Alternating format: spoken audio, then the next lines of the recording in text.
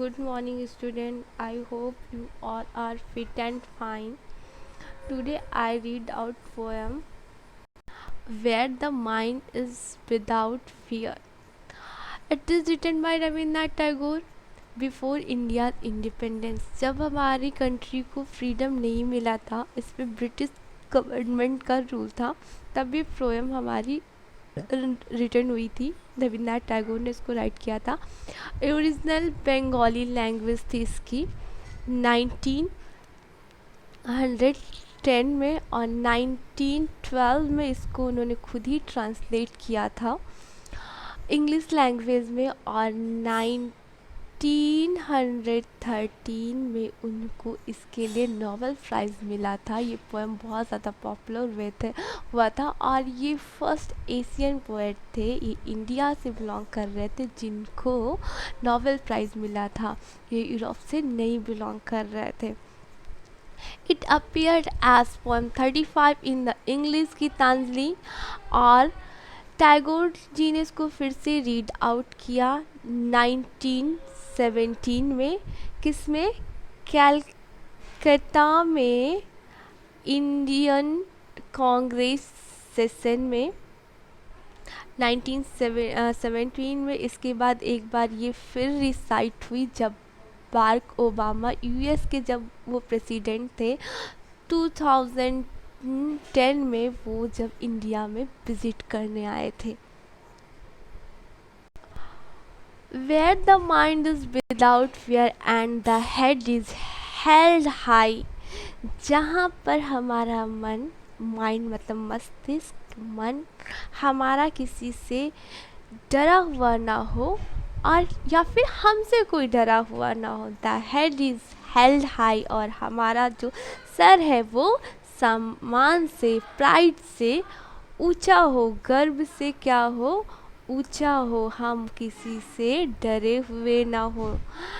Where knowledge is free, जहाँ पे knowledge मतलब जागरूकता, अवेयरनेस या फिर एजुकेशन क्या हो, फ्री हो, सब चीज़ों से फ्री हो। ये ना देखा जाए कि ये अपर कास्ट का है, इसको ही सिर्फ एजुकेशन मिलने का राइट है, ये लोअर कास्ट का ये नहीं मिल सकता। जहाँ पे ये नहीं देखा जाए कि ये फाइनेंशियली स्ट्रांग है तो इसको मिलना चाहिए। उस टाइम में नहीं, इस टाइम में भी अभी कहीं कहीं पे ऐसा है। उस टाइम में तो ऐसा था कि ब्रिटिश के बच्चों को मिलता था, और जो बहुत ज़्यादा वहाँ फाइनेंशियली स्ट्रांग थे उन बच्चों को, लेकिन अभी भी इंडिया में कहीं पे है ये सब। Where the world has not been broken into up fragments, जहाँ ब्रोकन अप मतलब होता है स्मॉल पीसेस में, फ्रेगमेंट्स में टूटा हुआ ना हो, जहाँ पे हमारा संसार क्या हो, इस छोटे छोटे टुकड़ों में टूटा हुआ, बटा हुआ ना हो। बाय नैरो डोमेस्टिक वाल, यहाँ पे नैरो डोमेस्टिक वाल मतलब संकीर्ण सोच भी कहा जा सकता है।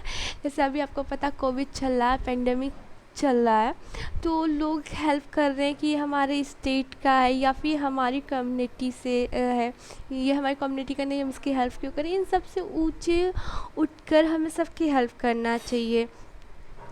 Where words come out from the depth of truth, जहाँ पे जो हमारे शब्द हैं वो सच्चाई की गहराई से निकलने चाहिए। सच्चाई की गहराई से मतलब यहाँ हम जो भी कर रहे हैं, जो भी हम कह रहे हैं, वो किसी से इन्फ्लुएंस होके ना कहें, वो उसके पीछे तर्क होना चाहिए, उसके पीछे लॉजिक होना चाहिए। Where tireless striving stretches its arm towards perfection, tireless मतलब होता है बिना थके, हमेशा हमको, स्ट्राइविंग मतलब कोशिश करते रहना चाहिए। हमें क्या कोशिश करनी चाहिए, करते रहे, किसके लिए? परफेक्शन के लिए। हमें ये नहीं सोचना चाहिए कि हम तो परफेक्ट हैं, हम तो सबसे सुपीरियर हैं, हमें किसी इम्प्रूवमेंट की नहीं। अपने आप को परफेक्ट बनाने के लिए, अपने आप को इम्प्रूव करने के लिए हमेशा हमको ट्राई करते रहना चाहिए, कोशिश करते रहना चाहिए।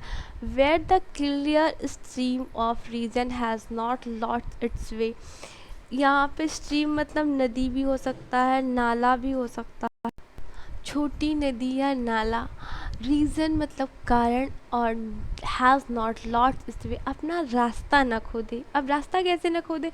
Into the dreary desert sand of dead habit, bad habit, sorry.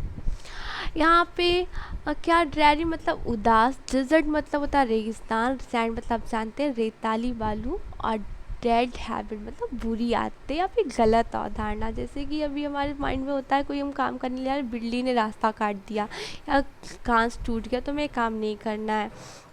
और भी बहुत सी चीज़ें थी कि हमें ये करना चाहिए या नहीं करना चाहिए। इन सब चीज़ों के पीछे हमारा लॉजिक होना चाहिए, ये नहीं कि जो बरसों से परंपरा चल रही है उसके पीछे हम सोचे नहीं हमें ये नहीं करना चाहिए।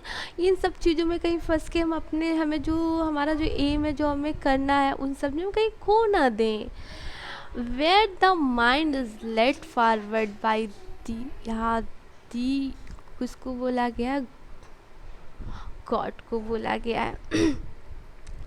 into ever widening thought and action. Ever widening is the opposite word of narrow. यहाँ पे हमारी जो थॉट है, जो हमारे एक्शन है, वो बहुत ज़्यादा ब्रॉड होने चाहिए। Into the heaven of freedom my father, it's refer to God, let my country away. हमें फ्रीडम के हेवन में ले चलो एक विस्तृत माइंड के साथ, जहाँ पे हमारी कंट्री अवेक हो, जागरूक हो, और वो इन सारी बंधनों से फ्री हो, गलत अवधारणा से फ्री हो।